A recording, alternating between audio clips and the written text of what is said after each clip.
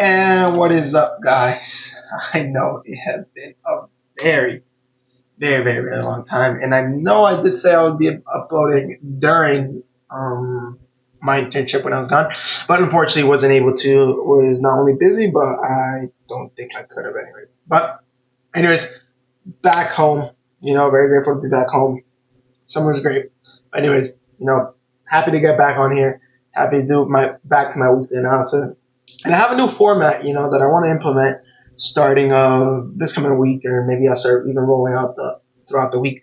But basically, what I kind of want to have implemented, and of course, if it's something that you're really interested in, make sure, or if it's something you think I should edit, make sure to drop it in the comments. I'll be more than happy to read it and stuff for the little viewers I have, of course. But basically, my format that I wanted to do is kind of basically on Friday. It's either do kind of a daily trade or live trade, either possibly going live or something, or always posting a clip of a trade that I took out throughout the week. I have a camera now, so I'm more than happy to kind of show you guys my facial expressions of the trade, how nervous I am, things like that.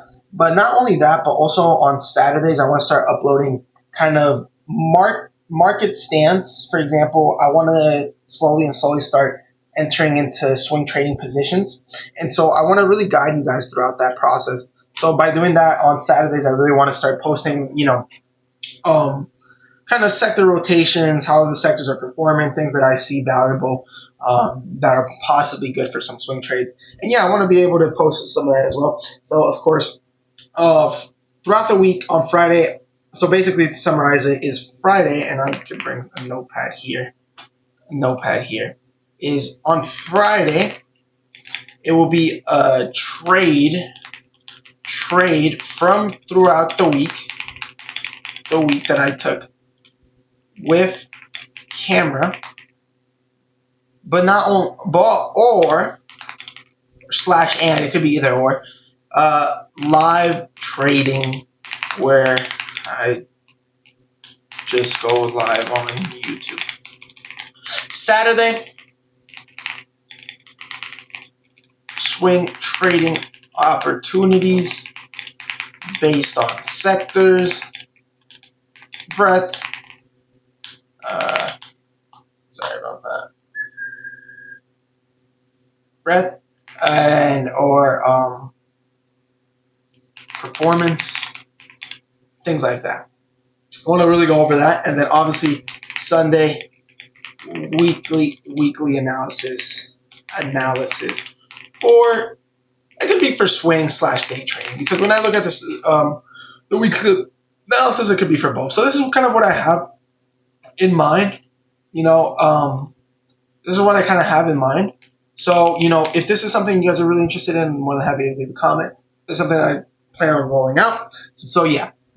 Again, Friday, that trade from throughout the week with camera and live trading, where I just go live on YouTube, show you guys showcase me trading live.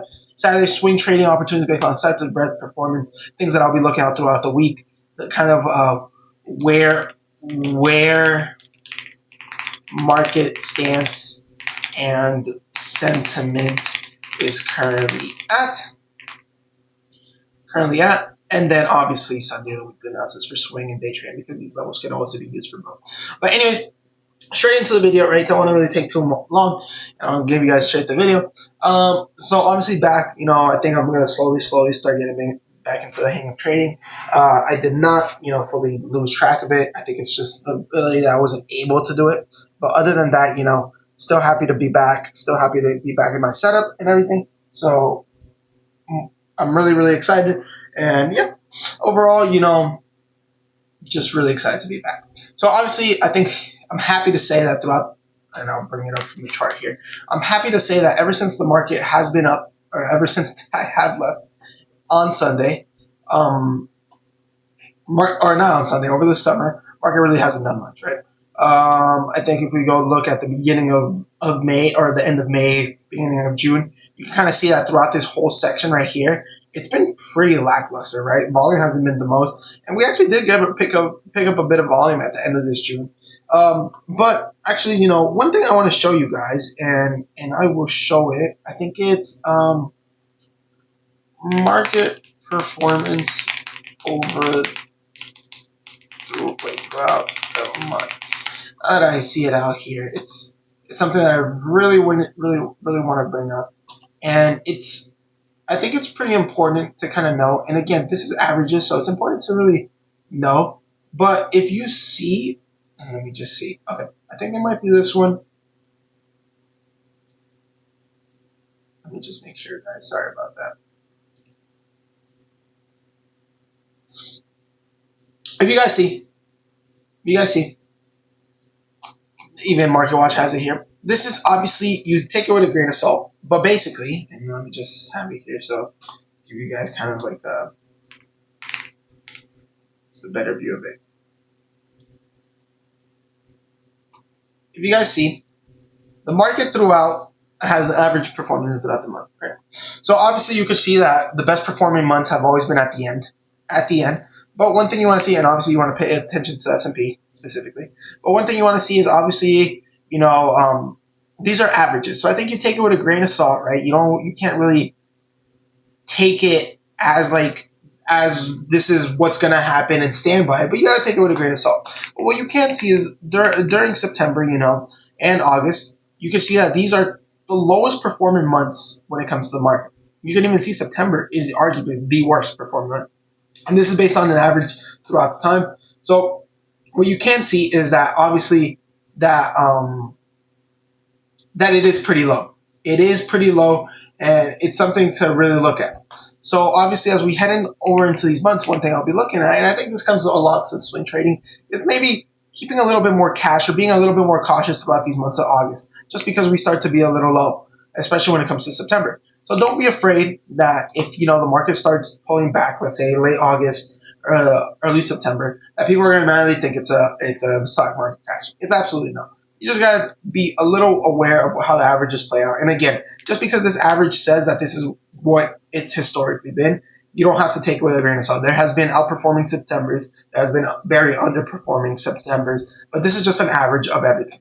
So another big thing to say is, I think a lot of people like to say that, market is going to crash, market is this. And I think a lot of people saw it for when it came to this pullback that we saw, I think it was a couple of days ago, like last week, people were like, "Oh, this could be the market crash. We're waiting for it," right?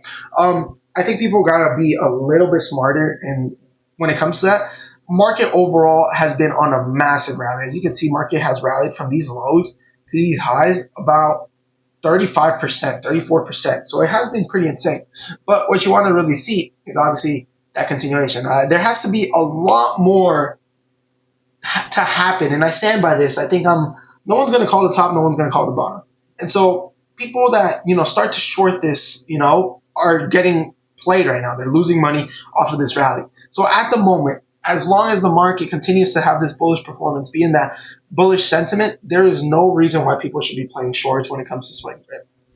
And so that's what I want to keep in mind, and that's something I really want to implement a lot during this trading. And it's something that came to mind is kind of sizing depending on performance. What does that mean? So basically, where we currently stand is obviously the market is rallying. What does that mean? You have a higher probability of winning if you're playing the market long rather than playing the market short. What does that mean? You don't want to be playing a heavy position when you're playing short. You want to be playing that bigger position if you're playing long, just because the odds are working heavier on your favor. So that's something that I want to really start implementing. And over the time, I hope to show you guys that during my live trading.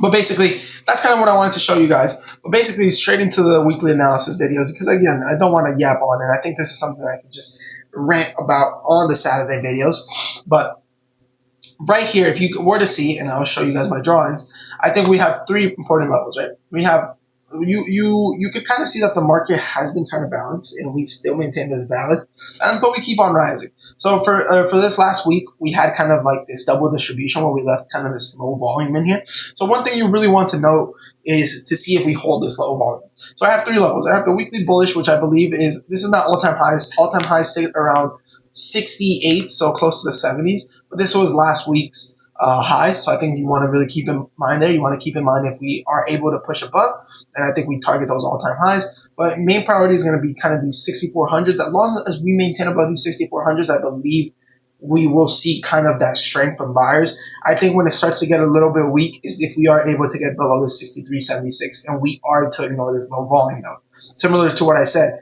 if you guys don't know, low volume nodes are very, very important. What do I mean by that? If you were to see a rally, and this is, I'll just show you guys kind of like a volume, and then a high volume, thin volume, and then high volume, which is kind of the profile we have right here, right? You could see that there was a lot of volume transacted on this area, but what happened here is the market rallied straight through this level. So what we have here is strong aggressive buyers. We have really strong aggressive buyers, which ideally really want to hold this. So what does that mean? Ideally, from here, from here, from here, from here, all the way down to the bottom of the low volume nodes, there's going to be a lot of aggressive buyers. So I really do not see sellers taking truly having a stronger stance unless we are able to get below these 63.76s, right? So as long as we maintain above these 63.76s, this is where I'll continue to be a little bit more. I'll continue to maintain that bullish stance. I also want to see the 6400s because again, that's that area where we start entering into that low volume node. You really want to see it be able to hold above. You want to really see it as a target, right? So that's something you really want to see. But also keep in mind that this week's high, which is 64.20, I have it here on the daily profile. If you were to see right here, this is the previous week's high. It's a poor high. What do we see, right? There's two scenarios that we could see from this. Well, there's a poor high being formed. Let's say we think about it, and you could kind of think about it as a P shape. This is kind of the volume that's being transacted, right? If there's a poor high, there's a lot of buying transacted here. But when you truly want to see, this is what I like to consider a bullish imbalance or a buyer imbalance. There's a lot of volume up here, which shows that positivity, especially when we have this like tail, and you can really see that we had that tail here from the profile. But if you have that tail, right, we see the strong buying. We see the strong buying, and we continue to see the strong buying up here as buyers continue to hold price above that strong buy.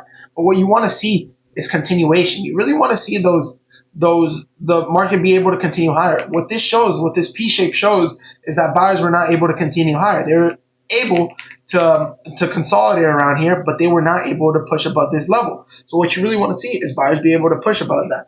Or that's the most bullish scenario, and one, I'll give you the one, is if we are able to get above, right? We are able to get above. This is the level. This is the ceiling. We are able to get above, support it, and continue higher. That is what I will be seeing as the most positive scenario for buyers. For the most negative scenario for buyers is if we are able to see that bullish imbalance get fixed. What does that mean? We have this P. So what does that mean? All that buying, all that consolidation after all that buying. However, we break above the ceiling, but are not able to hold above, and we continue back down. That is what is going to show a kind of an end of a bullish auction, and that is going to show you kind of a volume tail. And that's truly what you want. Volume tails are usually what you see when you see kind of rotations, when you kind of see from buyers going to buyers being from strong to weak, or sellers being from strong to weak, vice versa, whatever it is. And if you really want to learn about that, the most important is to learn about the market auction theory, which is basically how I trade, how I truly see how the market works and things. So be able to, if you guys have a question, more than happy to go into that about that. But that's basically what I see. Those are those two case scenarios. We hold above this. We hold above all this volume that was transacted. Hold above it, and then or are unable to hold above and slam back down, and that's going to give you that more bearish auction. But again, at the same time, right now we are in a bullish market, and if you guys need me to type it out, I am more than happy to type it out here. Bullish market, right? I'll even put bullish sentiment. Right, bullish sentiment. Main market continues to be, and I wish I could make this bigger, but clearly not. But we continue to be in this bullish sentiment, right? We continue to be in this bullish sentiment, so that's something you guys want to keep in mind. And again, as long as we maintain this bullish sentiment, buyers are going to continue to be strong. Dips are going to be continued, but when it comes to swings, I'm only going to be looking at swinging cyclical sectors which outperform when the market is in a bullish resume, a bullish market in general, right? Do not want to be in those weaker sectors that outperform during kind of drawdown periods for the market. So again, you want to continue to have that in mind. It's not until you start to see a little bit more sentiment go into either safer investments or those whether that's bonds, whether that's non-cyclical sectors, things like that, is when you start to get concerned that the market is possibly having a shift in sentiment from a bullish market to maybe a less bullish to a more bearish one, right? But at the moment where it stands, you are going to continue to long this market. And I say it to you as if I am a father to you. You are going to continue to long this market as long as this bullish market is going to continue. There is no need to call a top. There is no need to something. If you are looking to short the market, right, you need to have confirmation, extra confirmation. If you want to short the market, size down. If you're playing 5 contracts, maybe play 3. In the case you are wrong, right, since you have a less statistical probability of winning, since we are in a bullish market, if you are wrong, you lose less. And if you are right and the market does start to short down, then maybe you can start adding in slowly as you continue to see that those confirmations start to hit. But I tell you, as a father, you will continue to long this market as long as there are positive sectors outperforming, and I will talk about that on Saturday's video. You will continue to see the market as long as these demands or these important technical levels are continuing to hold, right? You will continue to long it because there is no reason to do this. There's no reason to call a market top. You will be patient. You will generally be patient. I think a perfect example is, let's go back to right here now, and this will be my last statement. But let's say we are going back to the previous all-time highs, right? Let's say we are going back to these previous all-time highs. Let's say in the case you got short here. Yeah, sure, you could have been right. Let's just say you got short here, right? Let's just say you got short here in this market right here. Let's say you chopped around, and boom, your stop loss was above the previous high. You got to stop that, right? Let's say you were wrong. In that case, right, you didn't want to play this one and you missed out on the probability, right? Of course, that was still less statistical advantage just because, the market during that time was still a bullish one. But let's say in the case you were a bit more patient, right? What does that mean? You waited to the market show a little bit more negativeness. So you saw this, but then you saw a market bounce, and then maybe you got short around here. What does that mean? You could have actually, made some money off of that continuation down. And that's what I'm trying to say, and that's where my stance comes on the market. Where I look at the market, when it comes to day trading, I look at it from a market auction perspective. What does that mean? I look at volume, I look at participants in the market, buyers and sellers. When it comes to the overall performance on the market, where you want to swing trade, when you want to see that, there's a lot of things I look at, right? When I'm long-term investing, I want to see the valuations of the companies be positive. I really want to see companies show positive earnings, show that revenue that's continued to bring back some positive numbers in their income statement, where I'm able to say, okay, I'm investing in a company that is continuing to bring in revenue and is continuing to grow, things like that. But when it comes to swing trades, you want to see sectors start to rotate, and and I will talk about it all about Saturday. But again, things like this, I have the offensive sectors right here, and I have the defensive sectors right here. Don't disregard this watch list because, again, it's not updated. But again, I have all these sectors here, and again, you want to see safer investments start to outperform the unsafe investments, the riskier ones, the higher beta ones, things like that, right? So as long as that continues to hold, we will continue to be in a bullish market. So again, sorry for the rant. I'm just happy to be back. Hope you guys really enjoyed this video. Hope to update you guys throughout the week. I think the last thing I want to tell you guys is we do have some important news throughout the week, and that is on, obviously, I believe at 8:30 Tuesday, we have CPI, very important. This could be a possible, determination. We continue higher. We continue to see a little bit of drawdown. We'll see. But again, doesn't matter. If this comes negative, again, market is still in a bullish regimen. You will continue to buy this market. Does not matter if CPI shows that it is negative. Maybe you want to continue to play a little bit more cautious. If there's a big drawdown because of CPI, maybe you want to size down just because, it is a big catalyst that could show a little bit of negativity in the market. If you guys don't know what CPI is, it's Consumer Price Index. What does that mean? It kind of shows how much us as consumers, us as people, how much we are paying in a basket of goods, essential goods, right? So if you see CPI increase, that means us as consumers, we are paying more for a basket of necessary goods. That is not good. That CPI is a key indicator of inflationary conditions. So that's something you want to look at. Same thing with PPI. PPI comes out on Thursday. PPI, as you guys may predict from CPI, it's producer production index, right? So that, again, think about just your producer, right? All these retail goods, all these retail producers. If they're gonna be charging more, that means it costs them higher to produce goods. Again, another key inflation measure. So again, look at those things. Be important. Tuesday 8:30, Thursday 8:30. I think Friday 8:30 could be a small one, but again, I think the biggest one is going to be Thursday. The other one's going to be on Tuesday. So hope you guys enjoyed this video. Hope you guys enjoyed the lecture. Again, don't want you guys to look on Twitter. Don't you guys want to fall for these gurus that the market's going to crash? Nothing. It does not mean that the market's going to crash. Take everything you learn on Twitter with a grain of salt. Take everything you see on YouTube with a grain of salt. Yeah, happy to be here. If you guys have any questions, I'm more than happy to answer. But yeah, peace, guys.